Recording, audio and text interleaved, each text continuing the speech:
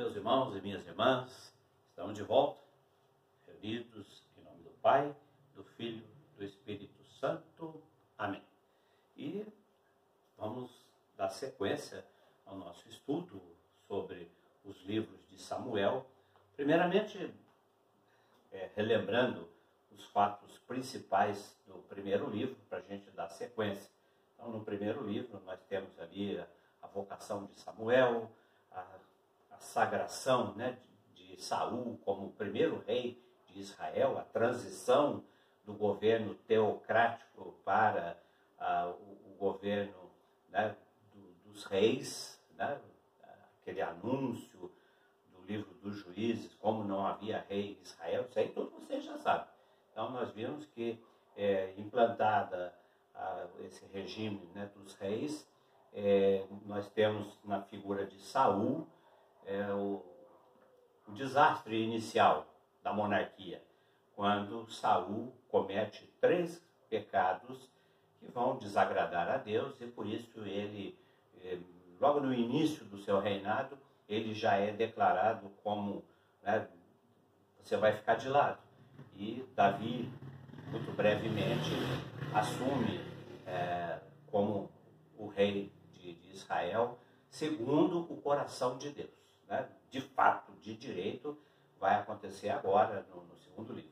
Então nós vimos o primeiro pecado de Saul foi o pecado da usurpação, ele se faz passar por sacerdote, ele toma, né, a tarefa do sacerdote para si. Depois o pecado quando ele não cumpre o interdito contra os amalecitas, e o terceiro pecado quando ele consulta uma necromante para falar com Samuel. Samuel, que ele nunca ouviu em vida, agora ele quer evocar, né, quer trazê-lo da morte para conversar com ele. E o final do livro mostra uma grande batalha contra os filisteus, a batalha de Gibeon, e onde Saul vai ser, né, derrotado.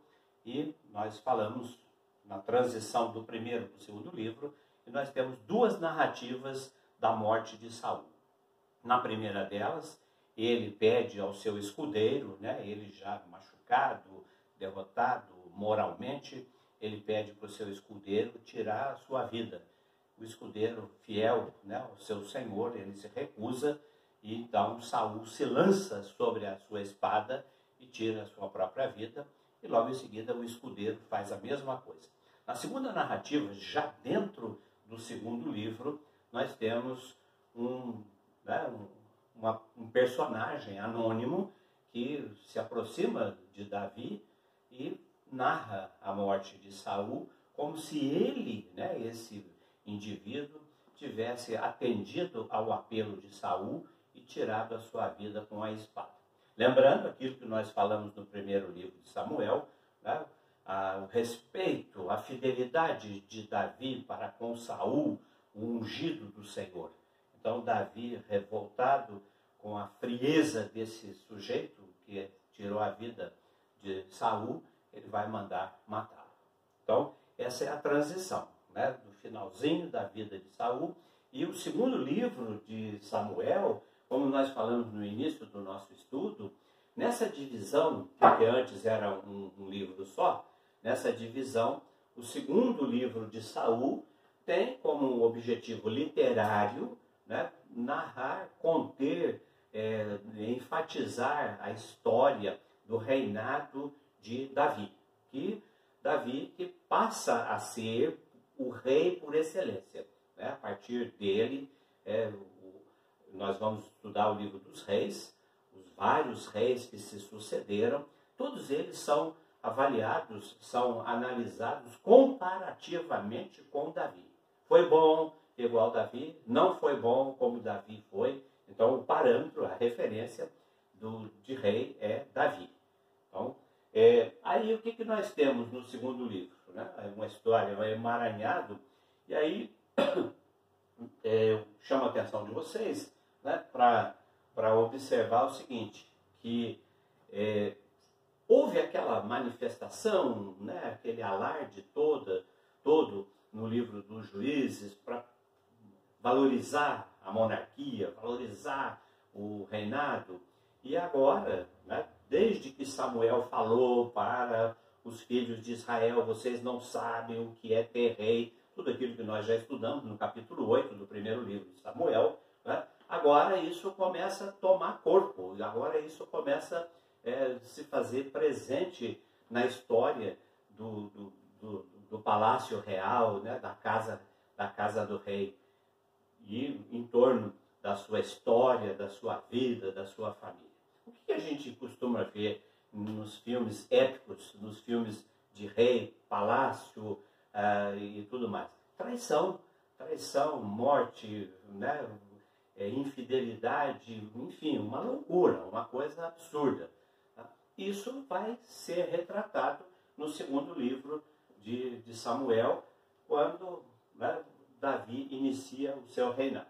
Primeiramente, vocês vão observar, logo no capítulo 2, porque o capítulo 1 está reservado para aquela narrativa da morte de Saul, né, a segunda narrativa, no capítulo 2 vai mostrar para nós Davi já iniciando a sua atuação como rei, porém não rei de todo Israel. No primeiro momento, ele vai se tornar rei em Hebrom, uma cidade ali no sul, né, onde ele vai ser consagrado, e aí ele fica como rei somente dessa região, não do todo de Israel, durante 7 anos, até assumir a totalidade do reino, até assumir o reino de Israel, né, o povo todo de Deus. Então, nós vamos observar isso aí. E aí vocês percebam o seguinte, que ele fica 7 anos, né, como rei em Hebrom, unicamente rei da tribo de Judá, e depois mais 33 anos em Jerusalém, né, uma cidade que ele vai tomar dos filisteus e declarar, né, vai dar o nome a essa cidade. Antigamente ela era chamada da cidade dos Jebuseus, né? Depois ele vai dar o nome de Jerusalém e fazer dela a capital do reino de Deus, né? do reino de Israel, perdão. Então, aí, depois de 7 anos reinando em Hebrom, ele passa a ser rei sobre todas as 12 tribos, fazendo de Israel um verdadeiro rei. Agora veja bem o seguinte, né? Logo depois que Davi assume como rei em Hebrom, aparece a primeira treta, né? O primeiro engasgo ali na história. Por quê? Porque Abner, que era o comandante das tropas do rei Saul, quer fazer do filho, né, do herdeiro de Saul, o rei, né, do povo. Esse filho de Saul se chamava Isbosete. Né? Algumas Bíblias, quem tem, por exemplo, a Bíblia de Jerusalém, vai encontrar lá Isbaal. Né? Isbaal e Isbosete, mesma pessoa, é questão de tradução. Então, esse Isbosete tinha 40 anos, herdeiro, né, filho de Saul, ele vai ser manipulado por esse comandante da tropa para se tornar o rei. E, inicialmente, ele até fica também algum tempo, até que Davi assuma definitivamente por ocasião da morte de Isbosete.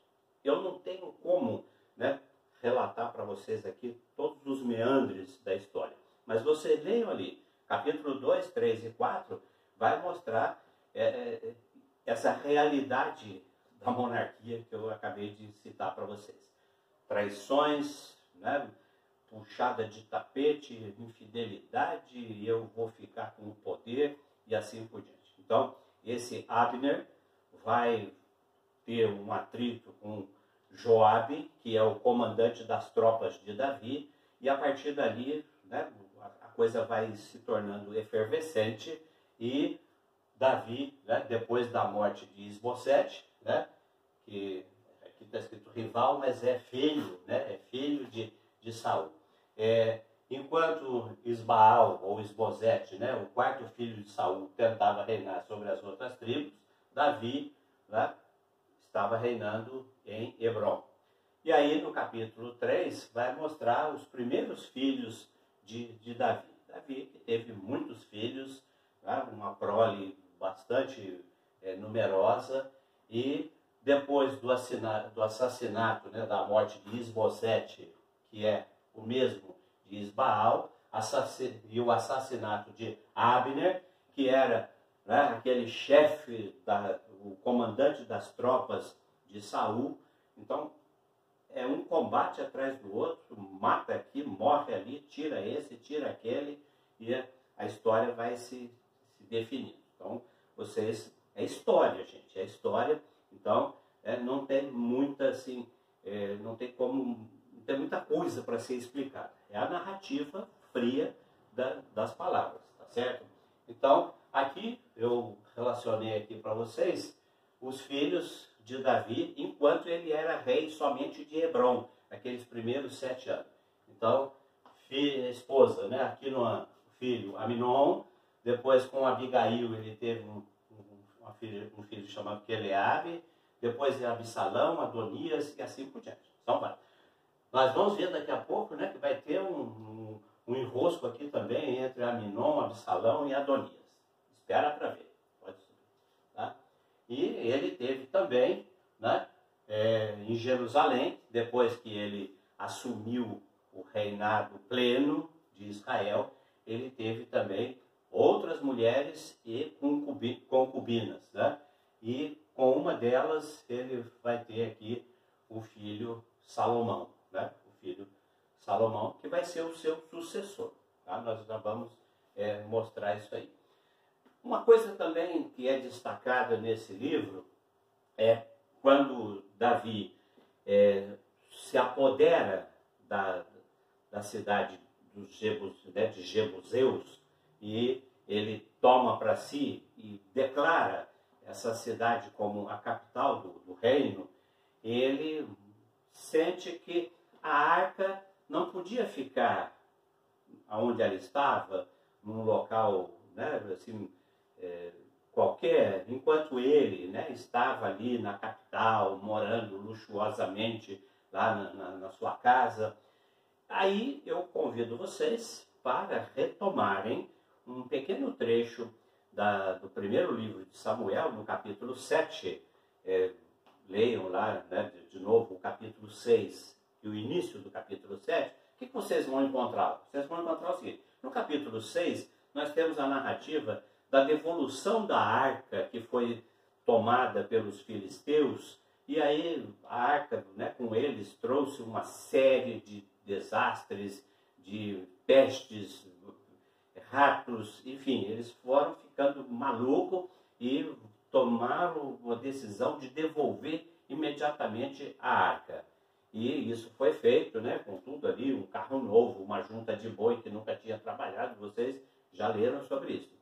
E depois que a arca chega no seu destino, ela capítulo 7, versículo 1, vocês vão encontrar dizendo que a arca foi levada e deixada em Caate-Arim, né? Caate-Arim. Então, capítulo 7, versículo 1, fala que a arca foi deixada lá aos cuidados de Aminadab, né? Que é um descendente da tribo de Levi, tá certo? Então, vai lá, toma essa informação e volta para o capítulo 6 do segundo livro de Samuel, que vai falar do transporte da arca de Caate-Arim para Jerusalém, para próximo do rei, para ficar junto ali do rei.